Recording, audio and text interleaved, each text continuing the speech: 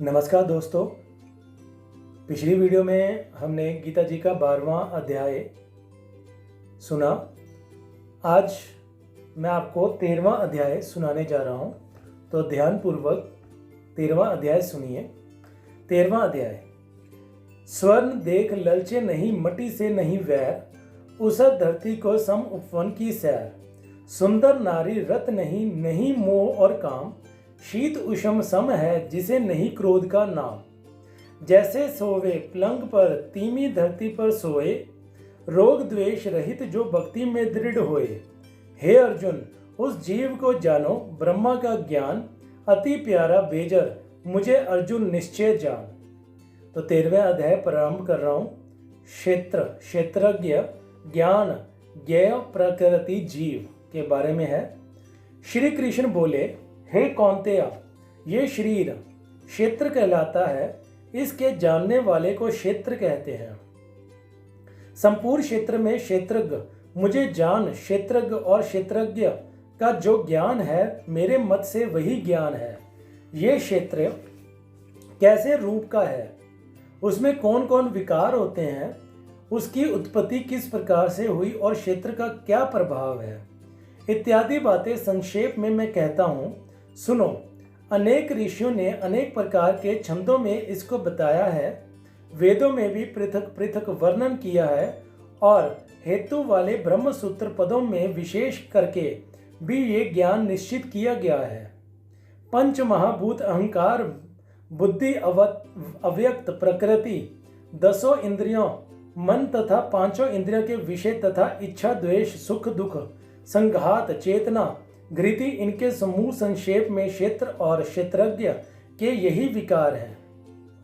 मान और पखंड से रहित, अहिंसा, सहनशीलता, सरलता, गुरु की सेवा, पवित्रता, अपने मन का संयम, इंद्रियों के विषय से विरक्त, अहंकार रहित और जन्म मृत्यु, बुढ़ापा, रोग दुखादि दोनों को देखना, पुत्र स्त्री ग्रह इत्यादि में आसक्ति न करना और इनमें अपने को सुखी दुखी न मानना और इष्ट अनिष्ट की प्राप्ति में हर्ष विषाद रहित रहना, अनन्य भाव से मेरी भक्ति, एकांत में रहना, जन समूह में रहने से विराग, सदा सिमरन रहना कि मैं परम परमात्मा का ही अंश हूँ। ज्ञान प्रकृति के उद्देश्य से मोक्ष को सबसे श्रेष्ठ मानने, इसी ही ज्ञान कहते हैं। इससे जो भिन्न है वह अज्ञान है। अब ज्ञान का स्वरूप वर्णन करते हैं। जिनको जानकर मनुष्य को मोक्ष प्राप्त होता है, वह आदि रहित, बड़ों से बड़ा, अकथनीय होने से ना सत्य ही कहा जाता है और ना असत्य ही कहा जाता है। सब उसके हाथ और चरण है, सब और नेत्र, शीर और मुख है, सब और कान है, वह सब इंद्रियों के गुणों का प्रकाश है, पर उसकी कोई इंद्री नहीं है। जिसको किसी से आस्कित नहीं है, पर जो सबका आधार है, जो संवय निर्गुण होने पर भी गुणों को भोगता है, जो सब भूतों के बाहर भीतर है तो भी चर और अचर है, जो अत्यंत सूक्ष्म होने के कारण जाना नहीं जाता, जो दूर भी और निकट भी है, जिसके विभाग नहीं होते पर जो भिन्न भिन्न भागों से विभक्त है, समान रहता है, समस्त भूतों का पालन, नाश और उत्पन्न करने वाला वही ज्ञेय है। वह अंधकार से पर ज्योतिर्मान पदार्थों की ज्योति देता है, वही ज्ञान जानने योग्य पदार्थ ज्ञान के द्वारा जानने योग्य सबके हृदय में निवास करता है। इस प्रकार क्षेत्र ज्ञान और क्षेत्र इनको संक्षेप में कहा। इसे जानकर मेरा भक्त मेरे पद के योग्य होता है। प्रकृति और पुरुष दोनों ही अनंदीय हैं। विकारों और गुणों की उत्पत्ति प्रकृति से हुई है। कार्य और कारण को प्रकृति उत्पन्न करती है। पुरुष तो सुख और दुख को भोगता है, प्रकृति में पुरुष रहता है, प्रकृति के गुणों का उपभोग करता है, तद अनुसार उत्तम तथा उदम योनि में जन्म लेता है। इस देह में उसे उपद्रष्टा, अनुमंता, भर्ता, भोक्ता, महेश्वर, परमात्मा और परम पुरुष कहते हैं। इसी प्रकार के गुणों के साथ प्रकृति और पुरुष को जो जानता है उसका रहन सहन चाहे जैसा हो पुण्य जन्म नहीं होता। कोई ध्यान से, कोई सांख्य योग से और कोई कर्म योग के द्वारा अपने का आत्मा में देखते हैं, परंतु कोई तो इस प्रकार से न जानते हुए भी दूसरों से सुनकर ध्यान करते हैं और श्रद्धा से सुनकर वह मृत्यु के पार चले जाते हैं। हे अर्जुन, स्थावर या जन्म सब प्राणी क्षेत्र और क्षेत्रज्ञ के संयोग से ही होते हैं। परमेश्वर सब भूतों में समान रूप से हैं। भूतों के नष्ट होने पर भी उनका नाश नहीं होता। इस भांति जो देखता है वही देखने में समर्थक है।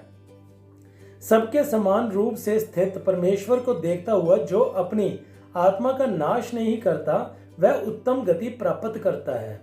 जो ये देखता है कि प्रकृति द्वारा सब कर्म होते हैं और आत्मा को अकर्ता मानता है, वास्तव में वही मानव देवता है। जब वह भिन्न भिन्न भूतों को परमेश्वर के बीच एक रूप देखता है और उसी से उनका विस्तार देखता है, तब वह ब्रह्मा को प्राप्त होता है। हे कौन्तेय, अनादि और निर्गुण होने से परमेश्वर अव्यय है।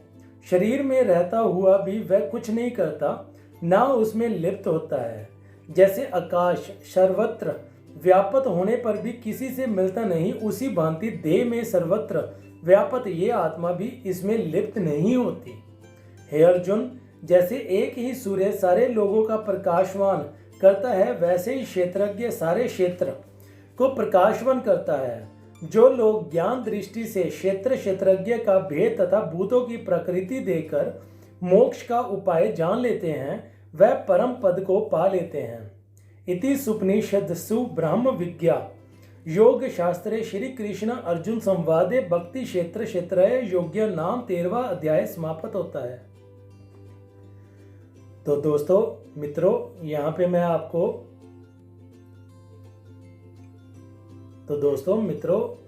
मैं यहाँ पे आपको 13वें अध्याय का महात्म्य सुनाने जा रहा हूँ। ध्यान से सुनिएगा। श्री नारायण जी बोले, हे लक्ष्मी, अब 13वें अध्याय का महात्म्य सुनो। दक्षिण देश में हरि नाम नगर था। वहाँ एक व्यभिचारिणी स्त्री रहती थी। एक दिन एक पुरुष को वचन दिया कि अमुक स्थान में तेरे पास आऊंगी, तुम वहां चलो। वह पुरुष किसी और वन में चला गया और वह स्त्री ढूंढती ढूंढती हैरान हो गई, पर मनुष्य ना मिला। सांझ पड़ गई। गणिका प्रीतम का नाम लेकर पुकारने लगी। इतने में वह पुरुष मिला।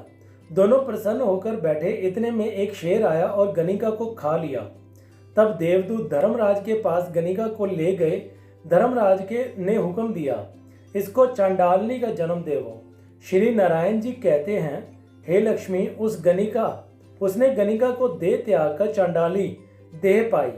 कई दिन पीछे एक दिन नर्मदा नदी के तट पर चलती थी। वहां क्या देखा कि एक साधु गीता के 13वें अध्याय का पाठ करता है। उसने सुन लिया। जब अध्याय पढ़ के भोग पाया, चांडाली के प्राण छूट गए। देवदेही पाई।